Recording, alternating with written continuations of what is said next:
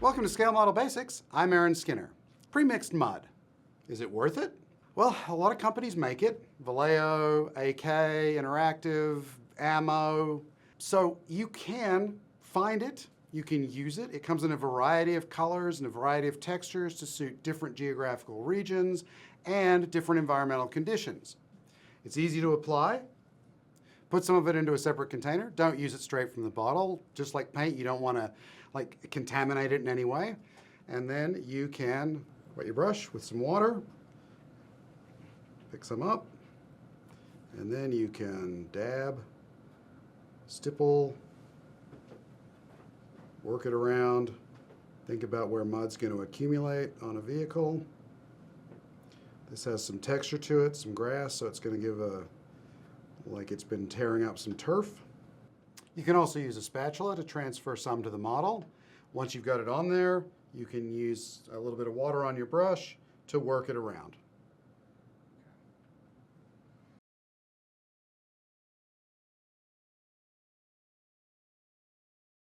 A good example of using premixed mud is this World War I diorama that I built with FSM contributor Joe Hudson. The resin base had sort of a mud texture to it, but I wanted to enhance it, so I used Vallejo European mud and dark mud to enhance that mud, to build that up, and that also allowed me to use those colors on the vehicle itself to add a layer of mud around the tracks and even on the boots and trousers of the soldiers around it. So this stuff's really easy to use and it looks really good on the model. But what are the disadvantages of it? The biggest one is just the amount that you get. This is a relatively small bottle, and if you're doing a large model or a large diorama, it may be easy to run out. So what are the alternatives? One of the old school alternatives is a paper mache product like Sculptamold or Celluclay. So go ahead and transfer some into a cup. You can see it's got some texture to it, and then add some water. Add a little at a time so you get the consistency you're looking for. So you just keep adding a little water at a time, stir it up. The consistency is going to depend a little bit on the kind of mud you want. This is about what I was looking for. It's a little bit liquid, but you can see the texture to it. So this looks kind of white right now. You can add a little color if you want. I'm going to add a little pigment here just to give it some color. This will also help if it chips or something at some point in time. You're not going to get stark white. You can also do this with acrylic paint. You can add dirt. You can add grass if you want texture, kind of like that pre-mixed stuff I was using earlier that had grass in it. There are a number of things that you can do to this to give different results. And then to apply it, it's pretty much the same as it was with the pre-mixed stuff. Take a little bit with the spatula, put it on the model, and then I can take my brush and work it around to build up mud deposits around the running gear, up under the fenders, just like you would with any other kind of mud.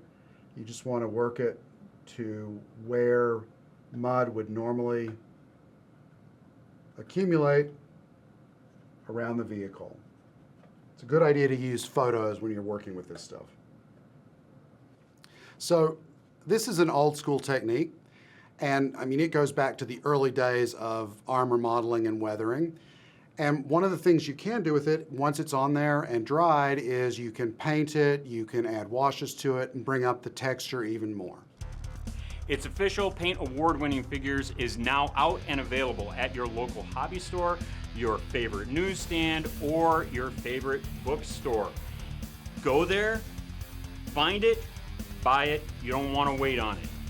If, however, you'd rather order it direct from us, you can do that from the link below. Inside this magazine, this special issue, you are going to find stories from 10 different authors, all of them excellent figure modelers: Joe Hudson, Matt Mrazek, Anya Shetnina, and more. It's 100 pages of invaluable insights and advice for painting your next figure model. Get on it, get it now. And don't forget, you can subscribe to FineScale Modeler magazine, where you'll get 6 issues a year full of how-to stories from some of the best modelers around the world, and access to subscriber-only content on FineScale.com. Go to this link to subscribe and you'll get a special introductory offer for our YouTube viewers.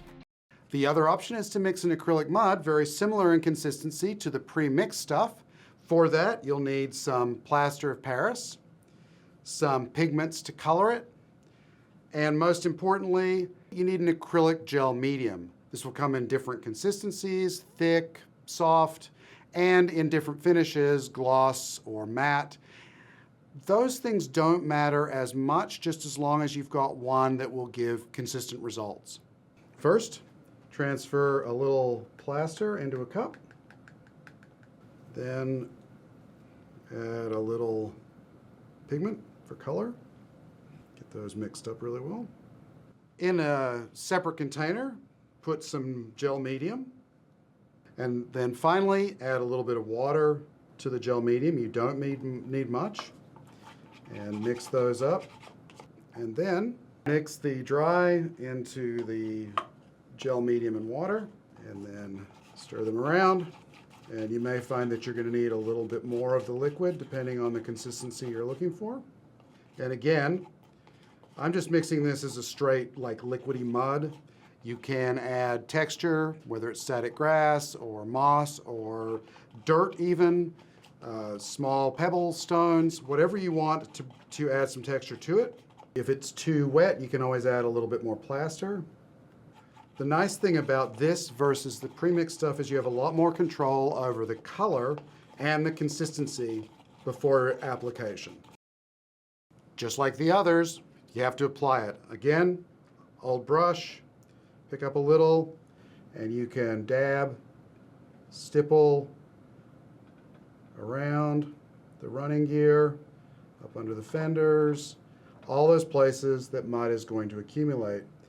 And you can use water to thin it out a little bit more as you apply it if you need to. And you just keep going like that. Trying to brush off a little bit so I can stipple. It really is crucial with any of these that you use an old paintbrush, because there's a good possibility it may not be worth much later. Plus all this stippling and so forth kind of damages the bristles.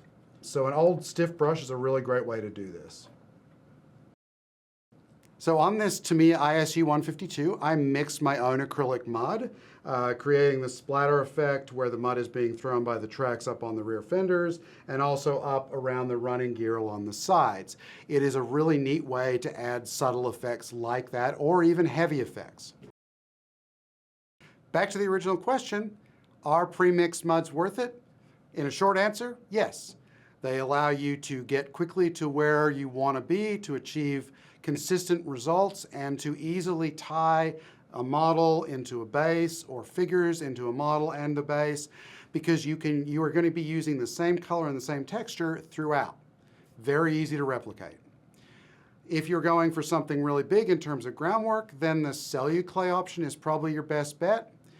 If you are trying to mix a very specific color and texture to an area that you want to replicate, Tim was mentioning Georgia red oxide soil. There could be other colors in a battlefield or an area that you are trying to replicate, very specific, and you can't find it in one of the ranges of premixed, then the golden way is the way to go.